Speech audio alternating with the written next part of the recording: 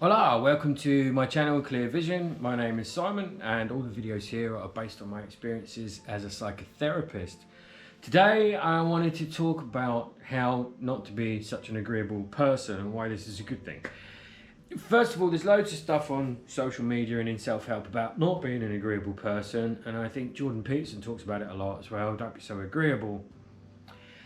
And having been an agreeable person and changed to being a disagreeable person, well, I wouldn't say disagreeable, but less agreeable person sometime in the past. And the one thing that's not really covered very much on social media is how to not be agreeable. There's lots of whys, but there's not many hows. So I was going to tackle some of the hows.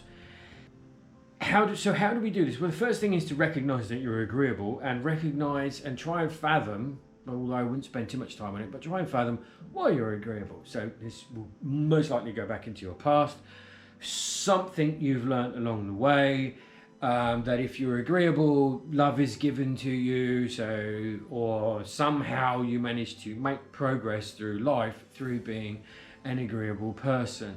Also, being agreeable can hold off certain feelings. So maybe we feel quite alone, maybe we don't have many friends, maybe we're socially inept. What else could we think of? Maybe we're afraid of people, maybe we're afraid of disappointing people, maybe we don't want to seem like we're bad people, because again, that's something else we were taught, that people who aren't very helpful aren't very nice people. Or maybe there's some kind of religious aspect in there as well, which is weighing down and pressing on people, and that makes them very, very agreeable, because the opposite to that is that they're some kind of ogre. So there will be all sorts of there are all manner of reasons for becoming an agreeable person and being an agreeable person. So again, it's looking at it, and it's looking at what you get from it. That's the first step I would take in order to solve the problem. Then the next step I take is another layer underneath that, which is then to ask yourself, what would happen if you were disagreeable? What would happen if you were to turn around and just say no to someone? What would happen if you were just turn around and just tell someone, you know what, you're really fucking me off right now. I'm going to explode. There's going to be consequences, or you're making me or I'm getting really angry at this. I'm going to whatever, or I'm going to leave, or or I quit my job, or I'm going to leave this relationship, or I'm going to do da da da da da. So if you're a completely disagreeable person, what would happen? What would that bring for you? That would be another layer down. If you were to turn around and tell your partner, no, I want to do this, what's the repercussions of that? Or you were to tell your family, no, I'm doing this, sorry, you'll have to sort it out yourselves. What's the repercussion? From understanding what that repercussion is, I think work's quite an obvious one with your boss. And there is, but all of them are based on some kind of survival and judgment on who you are as a person. You're likely to receive a judgment. You may well stand the risk of being rejected, ostracized, estranged, talked bad about. You may well feel guilt or shame or whatever else. So again, it's another layer down, and it's looking at what you would get from what would happen to you if you were disagreeable. Now you want to get somewhere in between the two. So someone once told me there was a lady who worked in domestic violence. She's a good friend of mine now, but she worked in domestic violence for a long time. And she said, there are many, many different ways to say no. And there are. And she was also a big advocate, and someone who taught me a long time ago was also a big advocate of not justifying yourself. And to not justify, because normally what people do, and I've been guilty of it as well, is you say no to something, you don't want to do something, you say no to something, then you start justifying as to why you're saying no. And what that does is that actually makes you sound guilty for some reason, that you're doing something bad. It kind of actually makes more of a mountain out of a molehill. A simple no, that's not convenient to me, is enough. or offer an alternative solution. I can't that day, but I can this day, or I can't for that amount of time, but I can for this amount of time, or actually this week's not good for me, and that's it. It's very it's a very short statement, which is focused and doesn't delve into excuses and open up a dialogue or open up any of those negative thoughts which you might be having about what the other person might be thinking of you for saying no, because that's often what prevents us from being disagreeable and keeps us being agreeable, is we second guess what the other person may well think of us, and there will be a judgment in that. So learn different ways of saying no, and learn not to catch yourself before you justify yourself. Sometimes there may well be an explanation that is needed, and if there is an explanation that is needed, say it's with a romantic partner, or it's with your boss, or a family member, it doesn't matter. If there is a reason needed, then give the reason diplomatically. So, well, last time this happened, it took me a while to get past it. It drained me for the weekend, and I don't want that to happen to me again.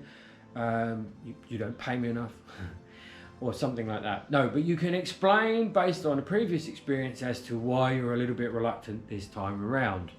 And you're going to be checking in on yourself all the time, because you're going to be there's going to be lots of self-doubt. Don't say that, don't say that. God, don't say this. Oh, they're going to think you're awful. Oh, but recognizing that certain things are going to drain you, going to drain your time, and this is not what you want. Those are some of the first steps to becoming a less agreeable person. And then we can take that to another level, and we can say, okay, what is it that I want? So, I mean, this comes up in a few of my videos. What is it that I want from my life? Which also helps us to not be quite so agreeable. So, the company that I keep, I'm quite choosy with, because I like certain types of company, and I find certain people draining for me, or I find certain types of conversation really, really boring and a waste of my time, and I don't want to sit there. Now, when you refuse to go into those social environments, those social circles, you're going to look not very agreeable. You're going to look a bit antisocial. There may well be some people who get it. And often what surprises is there are other people who feel the same way as us, and they're, oh, well, actually, I'm a bit the same. I'm not too keen on this group, or I'm not too keen on that, or I find them quite draining as well, and it takes me a day to get over it, whatever it is, or I don't like saying yes, I have the same boss as you, and they're always asking me at like 5 minutes to going home time on a Friday, and it's really, really inconvenient. And I don't like it, but I don't want to lose my job, so blah, blah. So it's about knowing what you want and realizing or recognizing that it has this detrimental effect on you. And then, and here comes the really, really important one, learning to value yourself. Once you begin to value yourself and you begin to value your time, and this one is the most important, this one really knocks the ball out of the park, this one really sets the boundary in. When you have those, when you can create boundaries, but if you don't have self-value, your boundaries don't mean anything. You won't hold them, you won't adhere to them. So the moment you have value on yourself, you have value on your time, you have value, and I don't mean a financial value, I mean actual, you value your time. My time is precious to me, my energy is precious to me. The stuff I hear and see, I'm selective over, because I have to deal with the aftermath of whatever shit I've had to take in, or whatever stuff I've had to suppress, or frustrations I've had to hold back. I no longer have to, because I've discovered why I am the way I am. I'm changing that. I've created my boundaries. I've decided what I want for myself, and I value myself enough to see it through.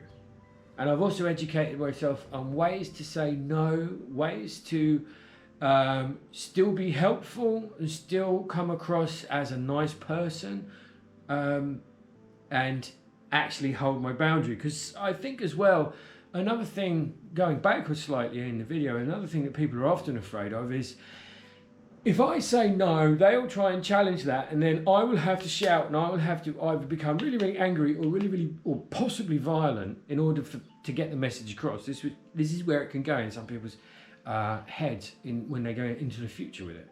So they then become agreeable, because to be disagreeable means, and often when we then start putting boundaries in, actually, when we put boundaries in, people that weren't there previously, people do tend to question them. People do tend to push against them. And then that can lead some of us to go, the only way to deal with this is for me to get angry, because they're not going to respect my decision. So we remain agreeable, or we risk the anger one.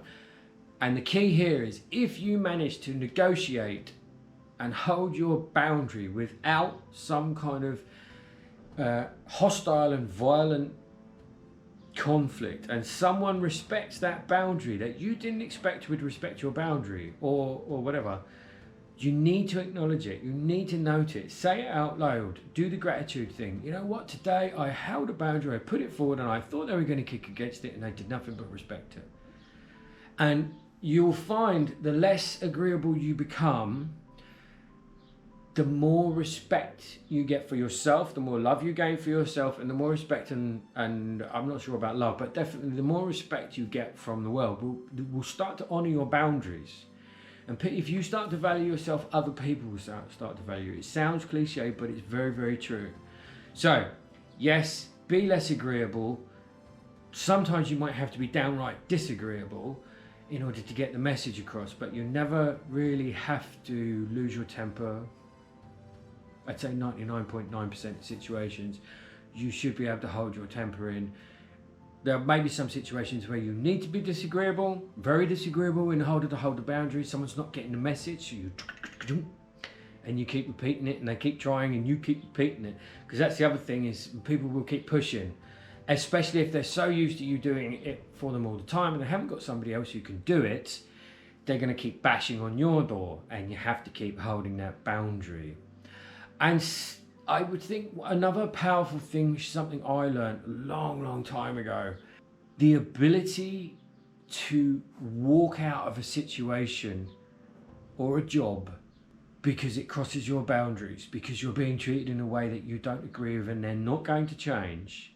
Putting yourself in a position in your head where you don't need them, even though you might need that money coming in. But if you get to that point where you don't need them, I can walk away from this job, I can walk away from this relationship, and it's going to cause me problems, but I would rather that than to put up with more transgressions from you. That also helps you become less agreeable and more onto the disagreeable spectrum, and helps breed self-respect and self-love. Hope that helps, and in the meantime, take care of yourselves, and I'll see you next time.